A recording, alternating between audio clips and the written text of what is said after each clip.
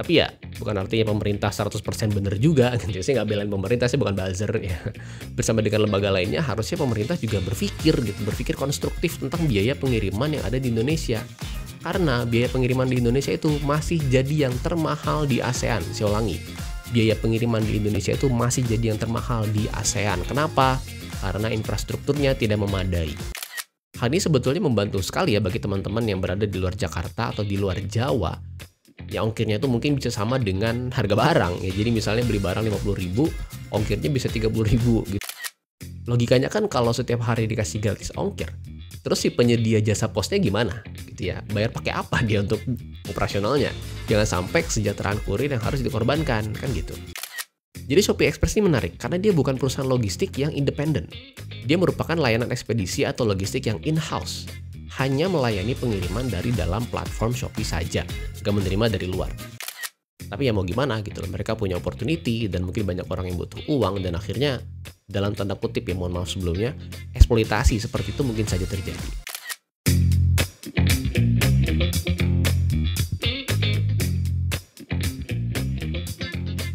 Oke, bismillahirrahmanirrahim. Assalamualaikum warahmatullahi wabarakatuh. Selamat datang kembali di Conversation, sebuah podcast tentang e-commerce bersama saya Willy Pujo Hidayat. Episode ke-42. Terima kasih untuk teman-teman yang sudah berkenan mengikuti podcast ini sampai episode ke-42 ini. Bagaimana kabarnya teman-teman? Saat ini ya di ASEAN ya, Southeast Asia atau Asia Tenggara, itu lagi banyak banget permasalahan yang mungkin belum pernah kita temui sebelumnya. Jadi saat podcast ini direkam, negara ASEAN ya, yaitu Kamboja dan Thailand, sedang perang terbuka. Perang terbuka ini artinya mereka beneran meluncurkan serangan terbuka ya antar kekuatan militer. Kalau bahasa Ciracasnya mah, ya tembak-tembakan beneran gitu. Kalau ditanya alasan utamanya kenapa konflik ini terjadi, mudahnya adalah masalah perbatasan antar negara. Jadi Kamboja dan Thailand itu sama-sama mengklaim kepemilikan area tertentu di perbatasan negara mereka. Nah pecahnya ya atau kalau kata Gen Z itu gongnya ada di Thailand yang langsung melakukan serangan terbuka ke Kamboja. Nah itu dianggap sebagai pemicu perang beberapa waktu yang lalu. Tapi akhirnya mereka memutuskan untuk melakukan gencatan senjata ya walaupun katanya dari pihak tertentu ada yang melanggar gencatan senjata, ada yang seperti terkena ranjau dan segala macam. Dan ASEAN ya ini sebenarnya unik ya. Ini kita bareng-bareng ya, kita serumpun gitu, sekomunitas di area yang sama. Tapi kalau ada masalah kayak gini, negara lain kayak nggak bisa ngapa-ngapain gitu ya. Paling cuma bisa bantu lewat jalur komunikasi atau jalur diplomasi gitu. Menarik ya, ada buku dari Pak Martinata Legawa. Beliau itu mantan Menlu Indonesia. Menulis tentang ASEAN ya, judulnya Does ASEAN Matter? Itu buku menurut saya bagus ya, sudut pandang ASEAN dari diplomat sekaliber Pak Marty. Oke. Cukup jadi HI-nya ya. Sekarang kita fokus ke masalah ya mungkin agak telat saya ngebahasnya ya. Itu tentang peraturan pembatasan gratis ongkir dari pemerintah untuk marketplace. Saya ulangi ya. Pemerintah membatasi promo gratis ongkir bagi marketplace. Wah ini kontroversial sekali. Tapi kalau dilihat dari sudut pandang tertentu, ini ada benernya juga sebenarnya. Dan mungkin perlu kita dukung. Ya sebelum itu, seperti biasa, kita update dulu 3 berita seputar e-commerce. Pertama, cukup unik ya, datang istilah baru yaitu Rojali dan Rohana. Ya, jadi ini lucu banget istilahnya. Kayak nama orang Betawi ya, si Abang Rojali dan Empok Rohana. Istilah ini lagi tren banget belakangan ini karena para pedagang konvensional, khususnya yang ada di mall, itu mengeluhkan banyak orang yang datang ke mall tapi yang beli sedikit. Makanya istilahnya jadi Rojali ya, atau rombongan jarang beli. Rojali, rombongan jarang beli. Dan satu lagi tuh Rohana, yaitu rombongan yang hanya nanya. Beli enggak, nanya doang ya. Mungkin dulu kita kenal namanya CLBK ya, chat lama beli kagak, nanya doang. Ada kutipan bagus dari Tempo yang bilang kalau fenomena ini itu disebut dengan istilah folk economics ya, FOLK economics, yaitu ekspresi informal masyarakat terhadap kondisi yang tidak selalu tertangkap dalam statistik resmi. Sebenarnya pola belanja Gen Z dan milenial itu lucu ya, mungkin berpengaruh ya. Jadi dia cuma nanya-nanya nih, dia lihat-lihat produknya, terus belinya tetap online. Mungkin itu juga bisa jadi kontribusi ya, mungkin itu bisa jadi penyebab banyak yang nanya doang tapi beli kagak karena banyaknya belinya online gitu. Ada aja emang ya.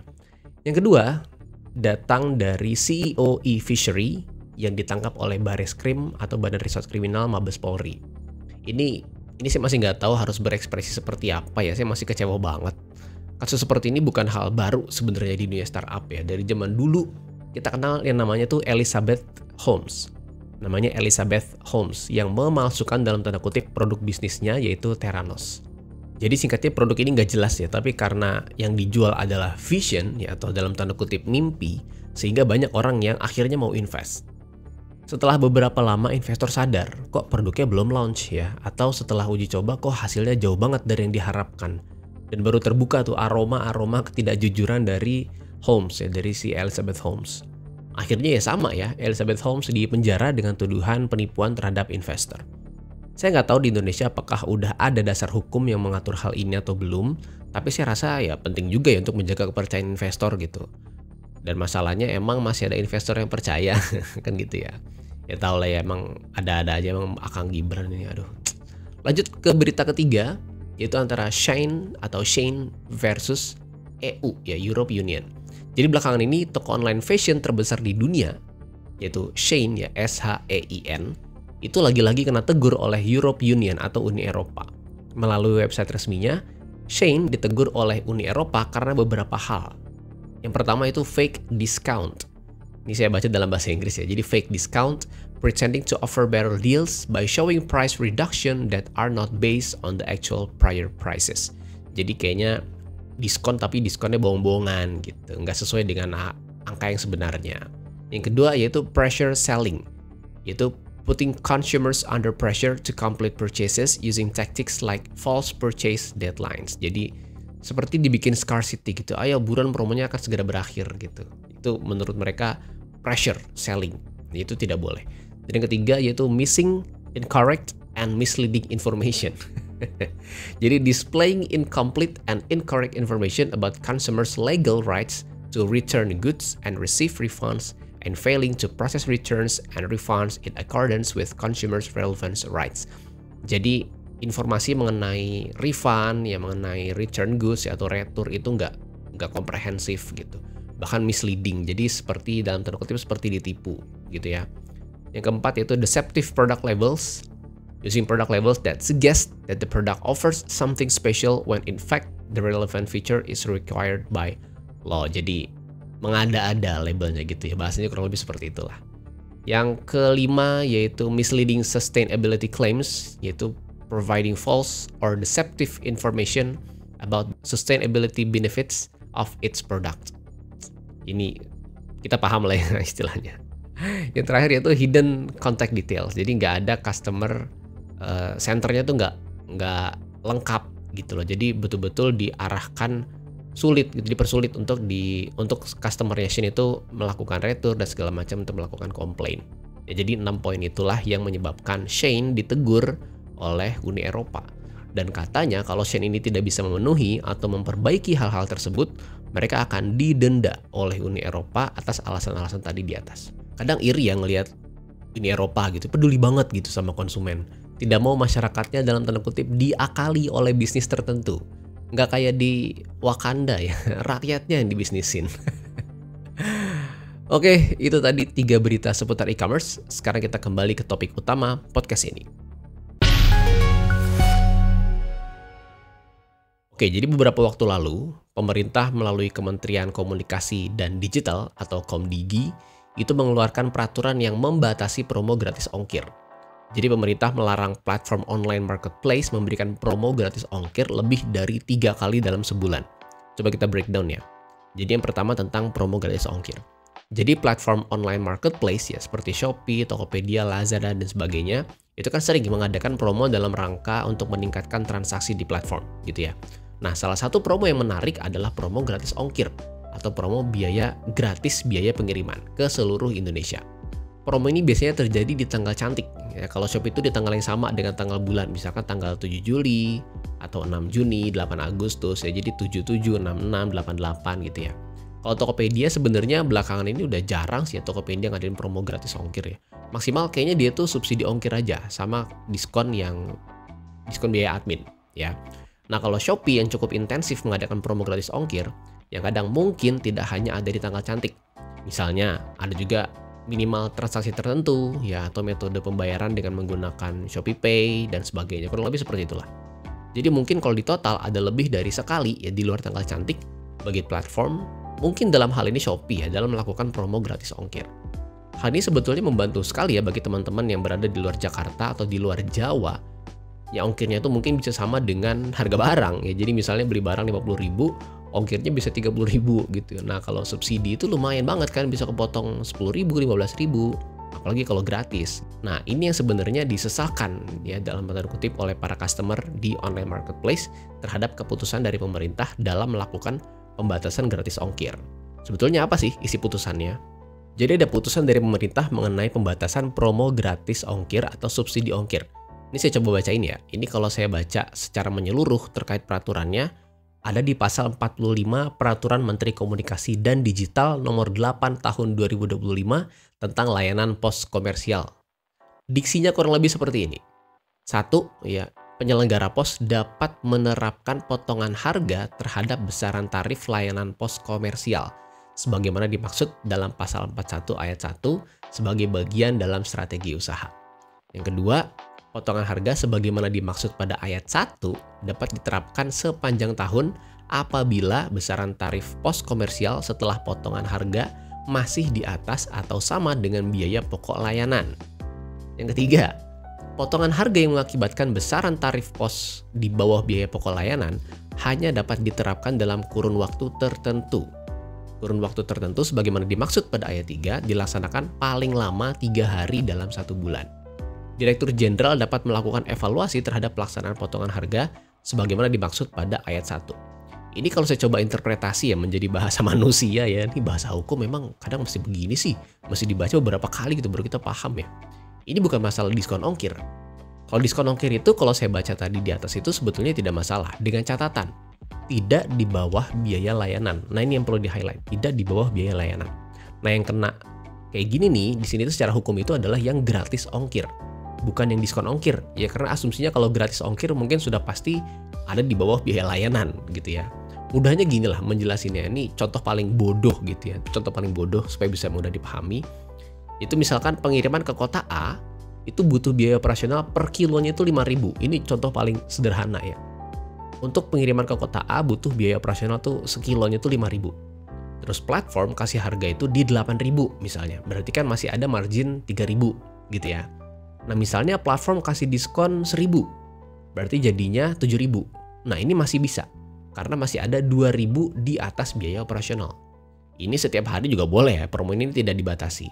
Yang jadi masalah itu yang total biaya operasional pengiriman ke kota A itu 5.000, sedangkan platform itu menggratiskan atau memberikan subsidi 100%. Nah ini jadi masalah, karena di bawah biaya operasional sebesar 5.000 tadi, gitu ya. Jadi kalau biaya operasionalnya 5.000, nggak boleh lebih dari 5.000. Kalau digratiskan hanya boleh 3 kali dalam sebulan, gitu. Kalau 5.000 Anda dapat diskon ongkir dari 8.000 jadi 7.000, masih boleh, gitu ya.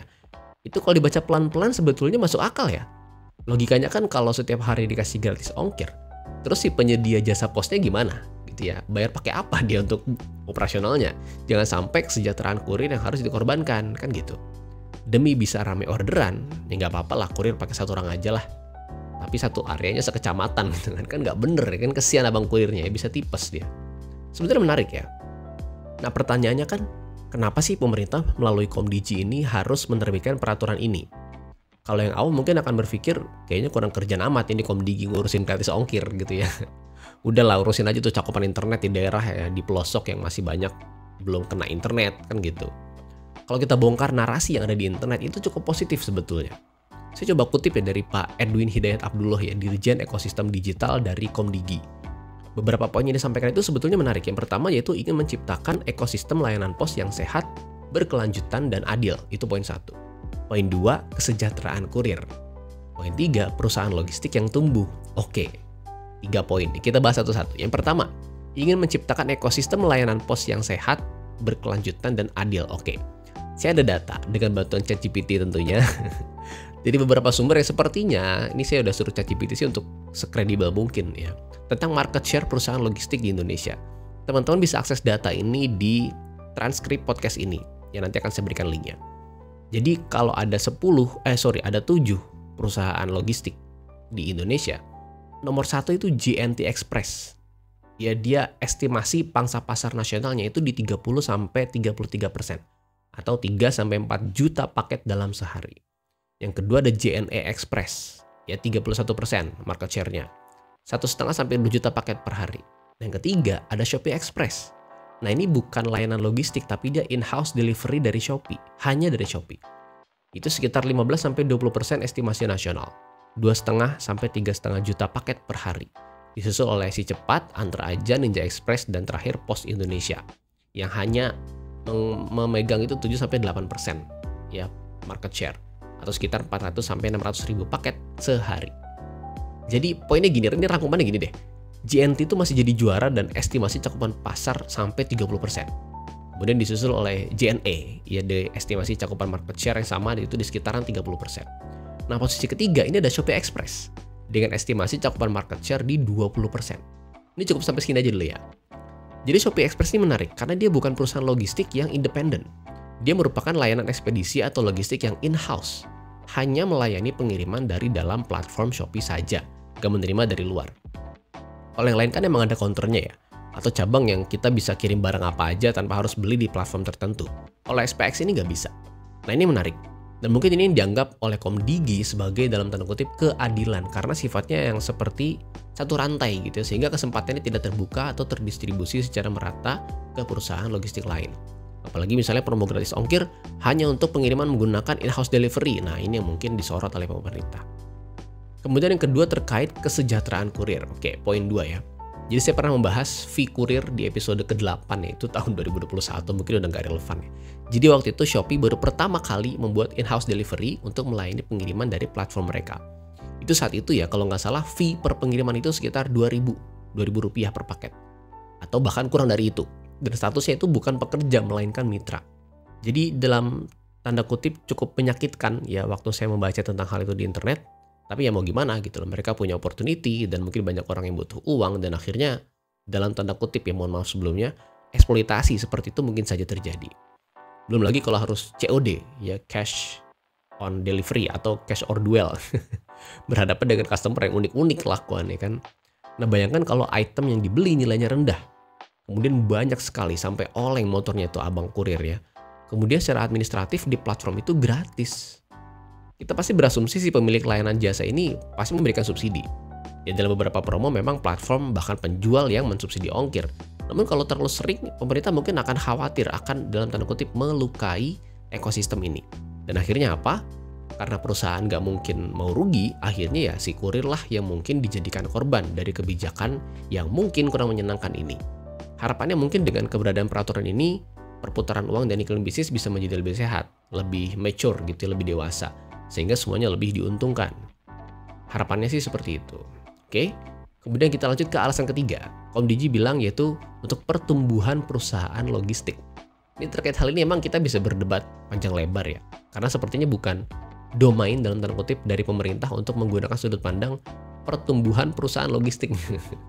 Kalau sudut pandangnya biar perusahaan tetap tumbuh ya mungkin para pemegang saham di perusahaan atau direktur juga ya maunya gitu kan. Kalau saya bisa interpretasikan dari sudut pandang lain, mungkin maksudnya adalah industrinya yang semakin tumbuh, jadi cakupan area yang semakin luas, durasi pengirimannya semakin cepat, jumlah paket terkirim semakin banyak, ya kurang lebih seperti itu. Dan ya itu memang tugas pemerintah untuk menjaga iklim berbisnis, walaupun harus mengintervensi. Tapi ini mungkin masukan aja ya, niatnya Komdigi ini sebenarnya baik. Namun kalau goalnya adalah mengembangkan perusahaan atau bisnis logistik, mungkin bisa digali dari akar masalahnya dulu. Contohnya gini, kenapa sih harus ada gratis ongkir? Oh mungkin karena di beberapa tempat ongkirnya bisa sangat mahal. Jadi ini kesempatan untuk bisa mendapatkan barang yang diinginkan tanpa harus pusing masalah biaya pengiriman. Pertanyaan kedua, kenapa mahal? Oh karena distribusi pengirimannya atau cakupannya atau coveragenya itu kurang. Sehingga jalur distribusinya terbatas, makin jauh makin mahal. Kenapa jalur distribusinya terbatas? Oh karena infrastruktur tidak memadai, jalannya susah, tolnya mahal gitu ya. Kenapa infrastruktur tidak memadai? Oh karena misalnya contoh ya, uang untuk perbaikan jalannya dikorupsi gitu kan dan seterusnya lah. Jadi ini bisa menjadi diskusi antar kementerian terkait untuk menekan biaya logistik. Jadi nggak hanya menjadikan rakyat ya dalam tanda kutip ya memang lagi-lagi rakyat ya, korbannya siapa lagi gitu. Ini masukan aja. Masukan, ya Allah, jangan dianggap sebagai provokasi, oke? Begini amat ya berpendapat di negara demokrasi. Kok saya takut untuk bersuara, ini bagaimana? Oke, lanjut. Tambahan ya, ini jadi kalau saya cek datanya memang sebetulnya unik ya. Jumlah lokasi penerima paket terbanyak itu masih di sekitar Pulau Jawa dan beberapa daerah di Sumatera. Jadi sebetulnya promo gratis ongkir ini dalam tanda kutip tidak tepat sasaran ya, karena mungkin harusnya kan kayaknya ya mendorong pembelian di luar Jawa gitu ya, karena bisa menerima subsidi ongkir yang signifikan gitu kan. Tapi ternyata malah jadi stimulus untuk mereka yang memang mungkin dasarnya sudah native gitu berbelanja online. Jadi gratis ongkir malah jadi momen untuk belanja lebih banyak, ya nggak sih? Kemudian keputusan ini tentu ada yang kontra juga ya. Saya termasuk yang 60% pro terhadap kebijakan ini. Namun yang namanya aturan pasti ada pihak yang tidak setuju. Pihak yang tidak setuju itu datangnya dari sisi user atau pengguna. Jadi si customer dan penjual di platform. Ini mungkin sangat bisa diperhitungkan ya, sangat bisa terprediksi kenapa ibaratnya pasti dua layer ini akan nggak setuju gitu. Kenapa? Karena pembeli harus membayar ongkir lebih dan penjual akan kehilangan kesempatan untuk promosi dengan penawaran yang paling disukai oleh para pembeli, yaitu gratis ongkir. Kalau penjual nanti bilangnya gini, ya mana mau beli orang kalau nggak ada gratis ongkir gitu kan. Atau pembelinya bilang gini, kan lumayan ongkirnya bisa dipakai untuk beli barang lain gitu kan. Ini kurang lebih begitulah sudut pandangnya. Menurut saya ini wajar. Nah ini gimana membahasakannya? Mohon maaf banget sebelumnya, mungkin saya sering ngomong kayak gini ya. Jadi menurut saya ini masih karakteristik yang dalam tanda kutip oportunis dari market yang belum dewasa. Jadi kalau nggak ada promo, saya nggak akan beli gitu ya. Atau kalau platform nggak ngadain promo, gimana produksi bisa terjual gitu ya. Jadi dari kacamata saya sih, ini kacamata saya ya, adalah manifestasi dari market yang belum dewasa. Mohon maaf sebelumnya ya. Nah mungkin dengan cara ini pemerintah dalam tanda kutip mendidik market untuk bisa dewasa dalam berbisnis demi ekosistem yang lebih sehat untuk kedepannya. Terus harus gimana? Seperti yang saya sampaikan di awal, ya menurut saya ini momentum yang cukup baik untuk mendemokratisasi kesempatan yang sama bagi semua perusahaan logistik.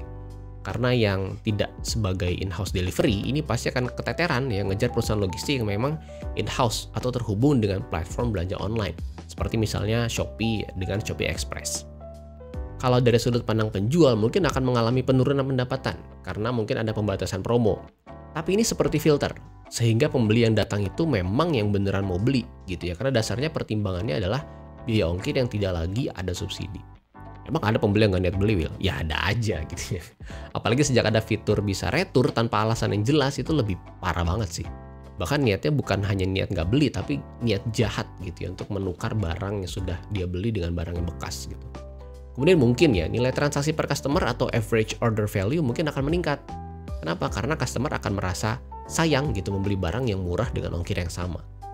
Teman-teman penjual mungkin bisa mulai promo bundling ya untuk produk-produk yang sifatnya repetitif. Dengan sudut pandang dalam tanda kutip bisa hemat biaya pengiriman gitu ya. Atau ya mengingat kalau ada promo gratis ongkir itu juga ada potongan dari seller yang menggerus margin. Kalau kita bisa punya toko online sendiri, mungkin akan lebih leluasa mengatur margin gitu ya. Jadi biaya langganan e-commerce enabler sepertinya sudah mirip-mirip lah ya dengan langganan toko yang pro atau official store di marketplace gitu kan. Jadi kenapa nggak dicoba aja, jalan aja paralel gitu ya. Sama-sama ngiklan, sama-sama handling chat ya, sama-sama ngurusin inventory, packing juga ya kan, marginnya lebih sehat, ya kenapa enggak? Lu mah ngomong doang enak, Will ya. Oke, terus dari sudut pandang customer ini gimana Will menyikapi pembatasan promo gratis ongkir? Ya bagus. Anda jadi semakin dewasa, pembelian harus benar-benar bijak. Jadi ke depannya Anda bisa lebih dewasa dalam berbelanja online. Dewasa di sini artinya bukan hanya bijak dalam membeli barang ya, tapi Anda sebagai customer juga notice gitu loh, paham bahwa ada yang namanya proses jual beli online. Itu ada yang namanya pengiriman, ada biaya packing, ada jasa distribusi atau logistik, dan ada kemungkinan barang itu rusak dan sebagainya gitu. Jadi komplainnya nggak aneh-aneh, kecuali memang kelalaian penjual. Itu yang saya maksud dengan pembeli yang dewasa, kurang lebih seperti itu. Oke, kita sudah di penghujung episode. Sekarang kita ke kesimpulan. Yang dibatasi oleh pemerintah itu bukan diskon ongkir ya, tapi gratis ongkir atau biaya jasa yang di bawah biaya HPP atau harga pokok penjualan. Gratis ongkir lah yang dibatasi dalam sebulan cuma boleh 3 kali gitu. Kalau diskon kayaknya masih diberikan keleluasaan. Alasan pemerintah sebetulnya masuk akal ya, yaitu untuk menjaga industri logistik ini tetap sehat ya. Maksudnya secara industri dia berkembang, secara ekosistem dia adil, tidak ada pihak yang dirugikan atau malah dieksploitasi gitu ya. Pihak kurir dan logistik tentu setuju dengan skema ini, tapi mungkin penjual dan pembeli di marketplace yang kurang setuju. Secara pribadi saya setuju karena bisa dalam tanda kutip mendewasakan si pembeli dan kesempatan untuk mendorong para penjual untuk lebih independen dalam mengelola margin bisnisnya. Tapi ya, bukan artinya pemerintah 100% benar juga. Saya nggak belain pemerintah, saya bukan buzzer ya. Bersama dengan lembaga lainnya, harusnya pemerintah juga berpikir konstruktif tentang biaya pengiriman yang ada di Indonesia. Karena biaya pengiriman di Indonesia itu masih jadi yang termahal di ASEAN. Saya ulangi, biaya pengiriman di Indonesia itu masih jadi yang termahal di ASEAN. Kenapa? Karena infrastrukturnya tidak memadai. Ya udah 80 tahun Indonesia merdeka, tapi masalah logistik ini masih juga nggak ada gebrakan. Ini mohon maaf saya ngegas ya. Jadi, bagaimana teman-teman menyikapi kebijakan dari pemerintah ini? Setuju atau tidak setuju? Silahkan tulis di kolom komentar, nanti kita diskusi bareng. Anyway, terima kasih sudah mendengarkan podcast ini. Ya jangan lupa subscribe dan bagikan podcast ini sekiranya menurut teman-teman bermanfaat. Dan sampai jumpa di episode selanjutnya. Terima kasih. Assalamualaikum warahmatullahi wabarakatuh.